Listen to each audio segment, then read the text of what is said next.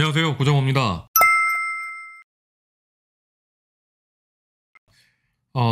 저번에 제가 자연요법에 대해서 말씀드린 적이 있는데, 다시 말씀드리자면, 일반적으로 우리가 자연요법이라고 하는 거는 기존에 있었던 그 의학적인 도움을 받지 않으면 그걸 다 자연요법이라고 하시는 경우가 있는데, 좀 결이 다르다는 것을 좀 느끼셨으면 좋겠습니다.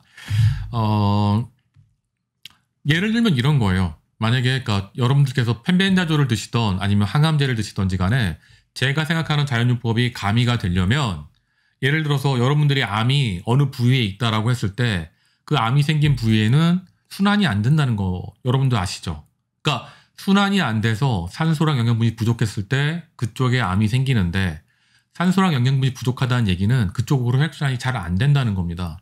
그러면 우리 몸에 펜벤다졸이든 아니면 항암제든 이런 것들을 넣었을 때도 그쪽에 잘 안 간다는 거죠.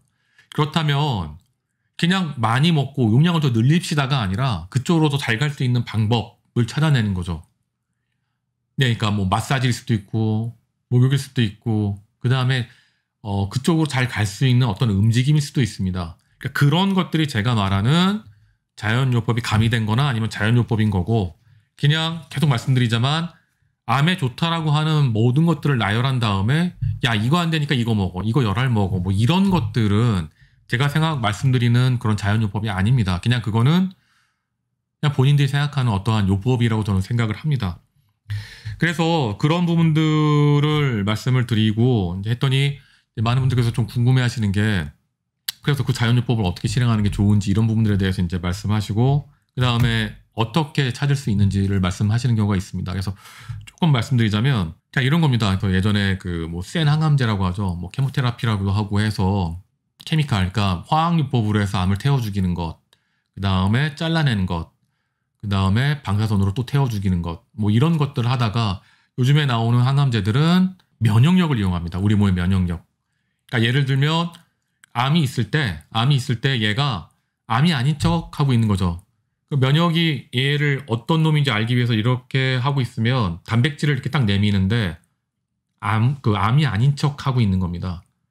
그래서 그 가면을 벗겨내는 약, 이런 것들이 신약으로 나오던가, 아니면 면역력을 빼가지고 교육을 시키는 거죠. 예전에 몇 번 말씀드렸지만 면역력이 생산됐다고 해서 바로 생산된 면역력이 바로 우리의 몸에 필요한 면역력이 아닌 겁니다. 충분히 교육을 받고 연습이 된 면역력만이 진짜 면역력인 거죠.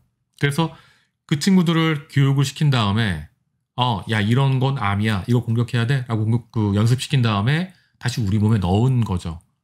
그러니까 특정한 암이나 이런 것들에 대해서 연습시킨다라는 건 맞지만, 우리 몸 안에 있는 면역력을 이용을 했을 때 왜 그 부분을, 그런 연습을 왜 못 시키겠습니까? 시간이 필요할 뿐이죠. 자, 시간이 필요하다는 얘기를 다시 한번 말씀드리자면 이런 겁니다. 저희 집 앞에 호수가 조그만 게 하나 있는데, 그 호수에 산책로를 건설했습니다. 산책로를 호수 위에다가 다리로 건설했어요. 그리고 거기에 LED 등을 켜놨더니만 여름이 되자마자 엄청나게 많은 거미들이 거기다 집을 지은 겁니다. 첫 해에는 정말 거미줄이 감당을 할 수 없을 만큼 많아서 사람들이 일일이 와서 그걸 다 걷어냈습니다. 그런데 둘째 해가 됐을 때, 봄부터 이제 거미들이 막 집을 짓기 시작할 때, 또 사람들이 와서 다 걷어내겠거니 했는데, 갑자기 참새들이 와가지고 거미들 다 잡아먹는 겁니다. 또 참새들이 지나고 난 다음에 또 다른 새들이 와서 또 잡아먹고, 그래서 사람들이 걷어내지 않아도 거미들은 정말 소수의 거미들만 빼놓고는 다 사라졌어요. 다시 말씀드리지만 초기에 쿵쾅거리면서 막 공사를 하고 그러니까 새들이나 이런 것들이 그 근처에 오지 않았어요. 그랬더니 거미나 이런 것들이 막 생긴 겁니다. 그리고 다 공사가 끝난 다음에 인간들이 더 이상 시끄럽게 하지 않으니까 다시 새들이나 이런 것들이 돌아오기 시작했고, 그랬더니만 거미나 이런 부분들이 사라지게 된 거죠. 어떤 원인이 있을 때 원인을 제거하고 그 다음에 원래 순리대로 돌아갈 수 있는 방향을 최대한 도와준다고 한다면 해결이 가능할 수 있다는 겁니다. 그게 자연주의 요법인 거고, 그렇게 진행하는 게 맞다는 겁니다. 그리고 거기서 또 하나 말씀드리자면, 여러분 잘 생각해 보시면 암은 우리 몸을 죽이지 않는다라는 개념에 대해서 의문이 있으실 겁니다. 암 때문에 죽는데 무슨 말이야? 그냥 말일 뿐이지라고 생각할 게 있을 겁니다. 그리고 가끔 가다가 간에 70%가 암으로 덮여 있었는데 3달 만에 정말 조그만 점처럼 돼버렸다. 이런 것도 들어보신 적 있을 텐데 그거는 뭐 일부분의 기적일 뿐이야 라고 생각하실 분들도 많을 겁니다. 저도 그렇게 생각했으니까요. 그런데 계속 연구하면서 생각을 해보니 아까 말씀드린 것처럼 암이 나 암 아니야 라고 하면서 굉장히 숨죠. 실제로 암을 죽일 수 있는 총칼을 가지고 있는 건 우리 면역력이고 암은 숨어 다니고 있다는 겁니다. 암이 갑자기 면역력을 마치 에이즈 바이러스처럼 나 암 아니야 라고 하다가 면역력이 너 암 맞네 라고 했을 때 아이쿠 하면서 면역력을 죽였다는 얘기 들어본 적 있습니까?